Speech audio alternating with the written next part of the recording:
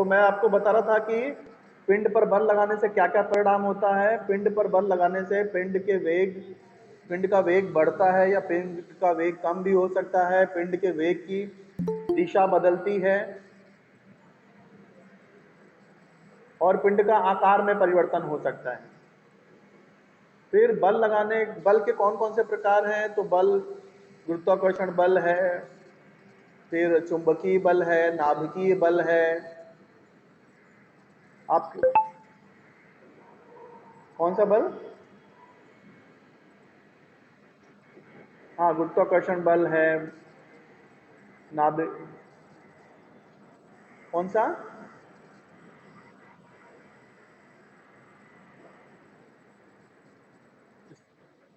चुंबकीय बल, करेक्ट। घर्षण बल, शाबाश। आप लोग टाइप करिए ना मैसेज। स्नायु बल, शाबाश, परफेक्ट। हाँ, गुरुत्व बल हो चुका है, ठीक। घर्षण बल, यस करेक्ट, घर्षण बल। तो ये सब बल के प्रकार हैं। तीसरा क्वेश्चन पूछा था कि गुरुत्वाकर्षण बल के बारे में क्या जानते हैं। तो गुरुत्वाकर्षण बल एक वैश्विक बल है, यानी पूरे विश्व में है ये बल, पूरे ब्रह्मांड में है। और ये केवल पृथ्वी और पृथ्वी पर स्थित पिंडों के बीच में ही नहीं होता, बल्कि कोई भी दो खगोलीय पिंड के बीच भी होता है। खगोलीय पिंड किसको बोलते हैं? आकाश में जो कुछ भी दिखाई दे रहा है वो सब खगोलीय पिंड हैं।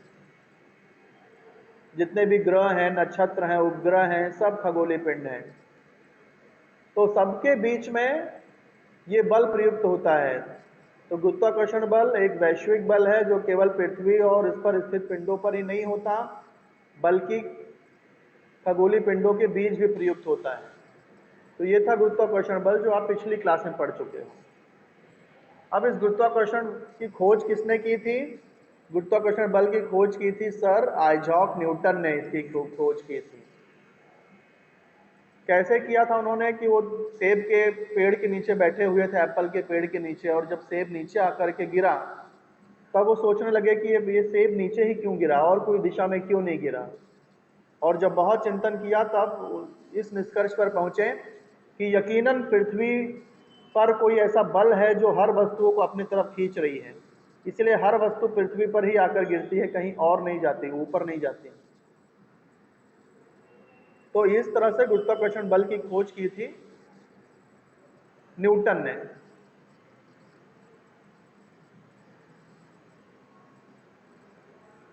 तो ये था न्यूटन का, और न्यूटन ने बहुत सारे काम किए थे। न्यूटन का क्या क्या काम था देखो यहां पर दिया गया है। न्यूटन ने गति के नियम और गति के समीकरण और गुरुत्वाकर्षण का सिद्धांत, ये सब अपनी प्रिंसिपिया नामक पुस्तक में प्रतिपादित किया था। न्यूटन ने एक किताब लिखी थी जिसका नाम था प्रिंसिपिया। उस प्रिंसिपिया नामक किताब में उन्होंने गति के नियम के बारे में और गति के समीकरण के बारे में और गुरुत्वाकर्षण के बारे में सारी चीजें लिखी थी। ये गुरुत्वाकर्षण का एक काम हुआ। ऐसे ही गुरुत्वाकर्षण का दूसरा क्या काम?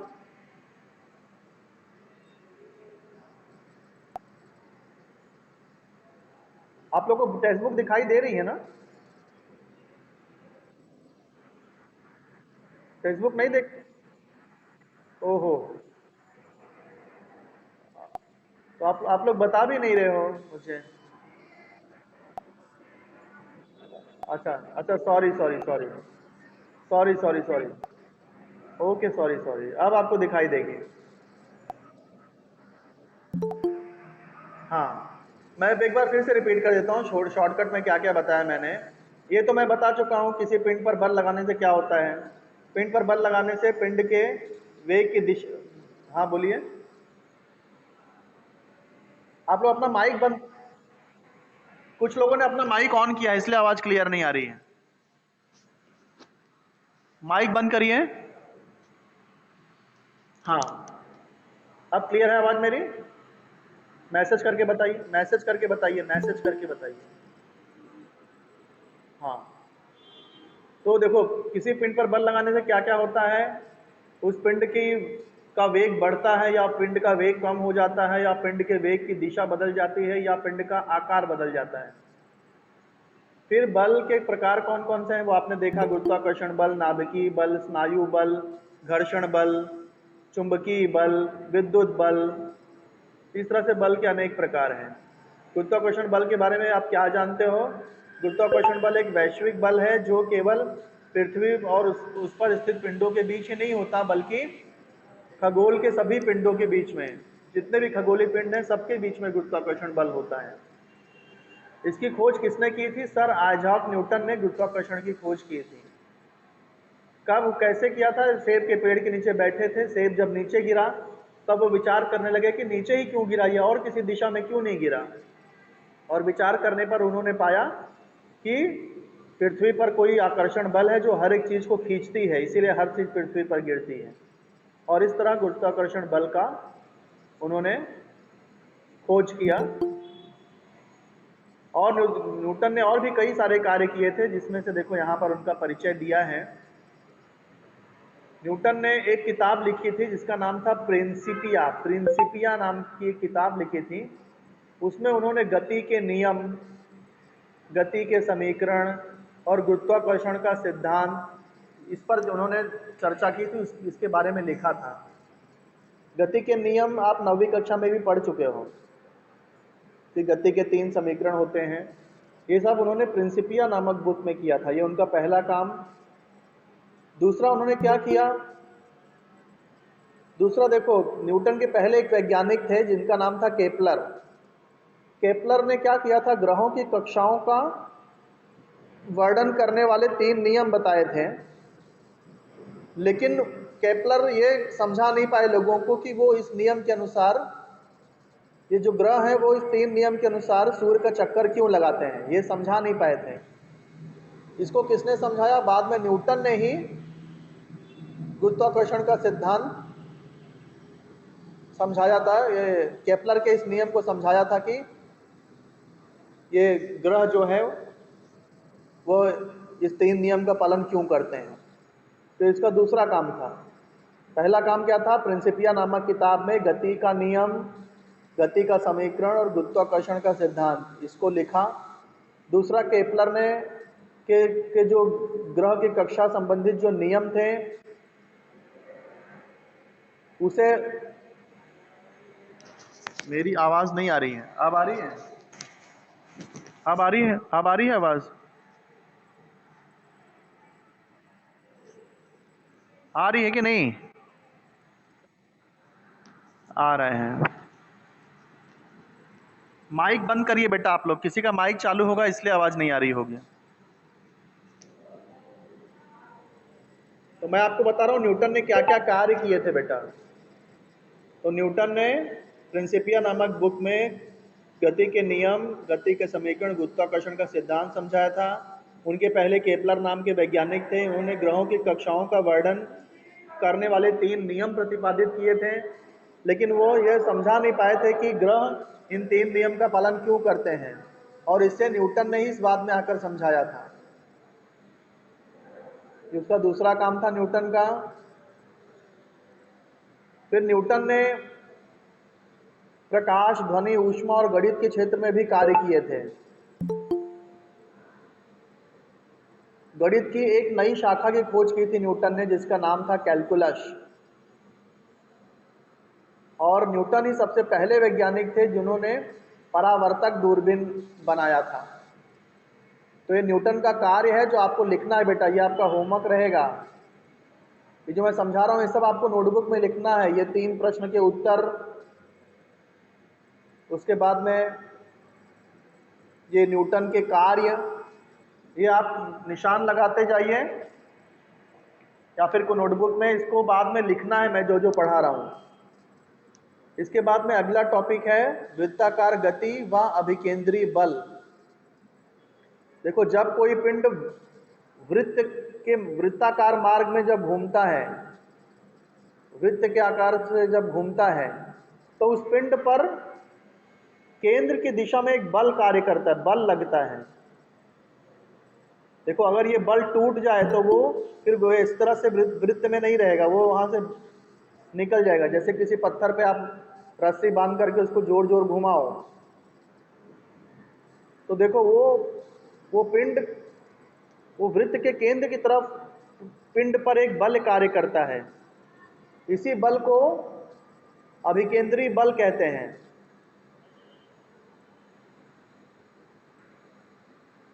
गुरुत्वाकर्षण बल भी एक प्रकार का अभिकेंद्री बल ही है। जैसे जो चंद्रमा है वो पृथ्वी का चक्कर लगाता है,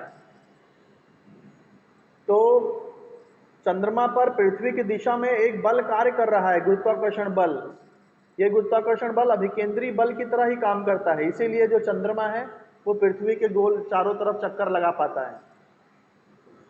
अब इस अभिकेंद्री बल की परिभाषा क्या है, देखो यहां दी गई है। क्या परिभाषा है?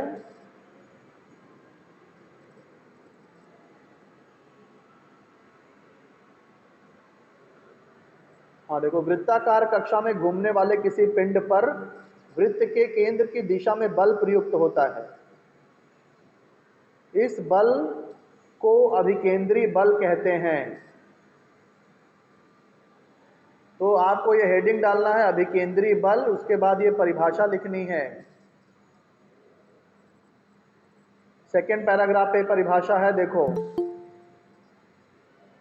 वृत्ताकार कक्षा में, यानी सेकेंड पैराग्राफ में 1 2 3 4 5 6 7 8, 8वीं लाइन। वृत्ताकार कक्षा में घूमने वाले किसी पिंड पर वृत्त के केंद्र की दिशा में बल प्रयुक्त होता है, इसे ही अभिकेंद्री बल कहते हैं। तो ये परिभाषा लिखनी है।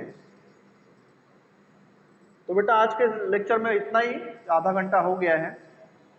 तो मैं चाहूंगा कि ये जो आपको काम मैंने दिया है, फिर से क्या क्या काम दिया है, तीनों क्वेश्चन का आंसर लिखना, फिर न्यूटन के कार्य को पॉइंट वाइज लिखना है, पहला पॉइंट, दूसरा पॉइंट, तीसरा पॉइंट, फिर अभिकेंद्री बल की परिभाषा लिखनी है।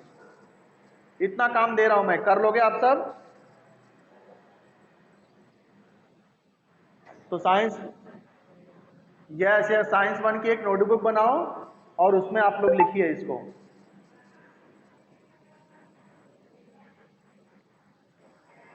सब सबसे पहले 3 प्रश्न जो मैंने समझाए थे चैप्टर के शुरुआत में, फिर ये न्यूटन के कार्य, फिर ये अभिकेंद्री बल। अभिकेंद्री बल किसे कहते हैं वो?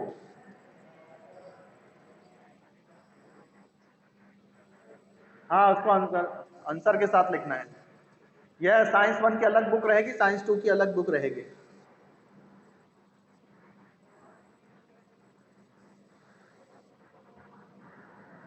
होमवर्क की बुक अभी बनाने की जरूरत नहीं है, मैं उसी CW में ही हेडिंग डाल के लिखते रहिएगा। कुछ होमवर्क दूंगा तो CW में ही लिखना सीधा, ठीक है? और कोई डाउट किसी को कुछ पूछना है? बुक मैंने बताया ना बेटा कि वो Maharashtra board book app download करो, वहां से आपको सारी बुक मिल जाएगी।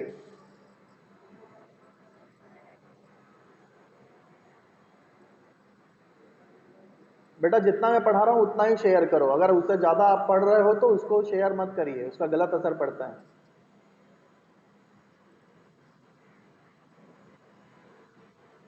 उसको अपने पास ही तो रखा करो बेटा, जितना मैं काम देता हूँ ना उतना ही करके शेयर करिए।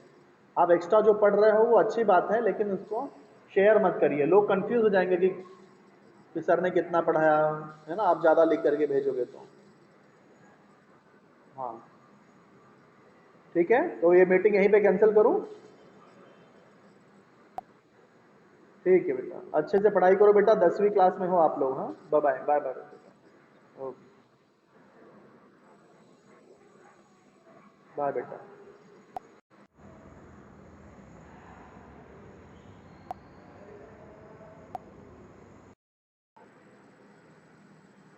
तो साइंस 1 का फर्स्ट चैप्टर हम लोग शुरू कर रहे हैं, गुरुत्वाकर्षण। इसमें हम लोग क्या क्या पढ़ने वाले हैं? पहला टॉपिक है गुरुत्वाकर्षण के बारे में पढ़ेंगे, फिर गुरुत्वीय बल व अभिकेंद्री बल क्या होता है वो पढ़ेंगे, केपलर का नियम क्या होता है वो सीखेंगे, न्यूटन का वैश्विक गुरुत्वाकर्षण का सिद्धांत सीखेंगे, पृथ्वी का गुरुत्वीय त्वरण, मुक्त पतन, और लास्ट में मुक्त वेग क्या होता है ये पढ़ेंगे। स्टार्टिंग में है, थोड़ा याद कीजिए। चलिए याद कर लेते हैं। किसी पिंड पर बल लगाने से कौन सा परिणाम होता है? तो आप किसी पिंड पर, किसी चीज पर बल लगाओगे तो क्या क्या हो सकता है? देखो, आप जैसे कोई बॉल है, आप उसको फेंको तो उसके फास्ट होने लगता ना, उसकी गति बढ़ जाती है। बल लगाने से किसी पिंड की गति बढ़ सकती है। जैसे बैट्समैन जब शॉट लगाता है तो बॉल तेजी से बाउंड्री की तरफ जाता है। तो बल लगाने से क्या होता है, पिंड की गति बढ़ जाती है। अच्छा, गति कम भी हो सकती है, जैसे बॉल तेजी से बाउंड्री की तरफ बढ़ रही है और किसी फील्डर ने आकर रोक लिया तो उसकी गति कम हो गई ना, बॉल की गति स्लो हो जाएगी बॉल। तो पिंड पर बल लगाने से पिंड की गति कम भी हो सकती है। और क्या होता है, पिंड के जो गति की दिशा है उसे भी बदल सकते हैं। जैसे कि बॉलर ने जब बॉल डाला बैट्समैन के लिए, तो बैट्समैन लेग साइड में उसको घुमा देता है, तो बॉल बैट्समैन के सामने से आ रही होती है लेकिन वो उसको लेफ्ट साइड में उसको घुमा देता है, तो बॉल की जो दिशा है वो बदल जाती है। तो बल लगाने से क्या हो सकता है, जो पिंड के वेग की दिशा परिवर्तित हो सकती है। और बल लगाने से क्या होता है, बल लगाने से देखो, जैसे कि कोई फुटबॉल है, उसको आप जोर से दबाओ तो देखो पिचक जाता है। तो बल लगाने से पिंड का आकार भी बदल सकता है। तो ये सारे परिणाम है, किसी पिंड पर यदि बल लगाएं तो उसकी गति कम हो सकती है या बढ़ सकती है, उसके वेग की दिशा बदल सकती है, उसका आकार में परिवर्तन हो सकता है।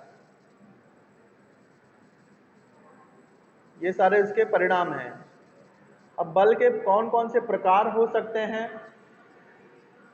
तो बल के प्रकार देखिए, एक तो गुरुत्वाकर्षण बल है, चुंबकीय बल है, आपका ये जो मांसपेशियों का जो बल होता है, मांसपेशियों द्वारा जो लगाया हुआ बल है, पेशीय बल उसे कहते हैं। फिर विद्युत बल, इलेक्ट्रिसिटी द्वारा जो बल निर्मित होता है वो क्या है, वो विद्युत बल है। फिर नाभिकीय बल जो किसी परमाणु के नाभिक और इलेक्ट्रॉनों के बीच में जो बल होता है वो नाभिकीय बल कहलाता है। तो ये सब बल के प्रकार हैं।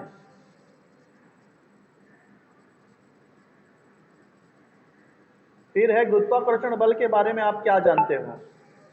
इसका आंसर तो देखो नीचे ही दिया हुआ है।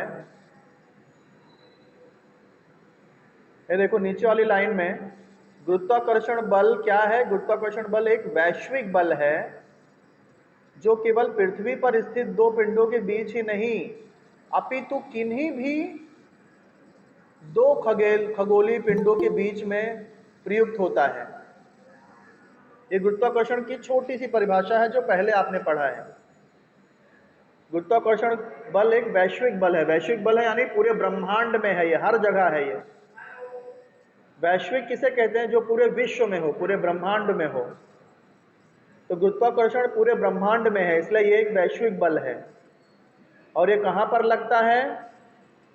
हम लोग सोचते हैं कि खाली पृथ्वी और पृथ्वी पर जो भी चीजें हैं उनके बीच ही गुरुत्वाकर्षण बल लगता है, लेकिन ऐसा नहीं है। पूरे ब्रह्मांड में कोई भी दो चीजें हो अगर, तो उसमें यह बल लगता है। आप अगर दो पेन, एक बेंच पे दो पेन रख दो, अपने पेन कलम, तो उन पेन के बीच में भी गुरुत्वाकर्षण बल होगा। पृथ्वी और चंद्रमा में भी गुरुत्वाकर्षण बल है। चंद्रमा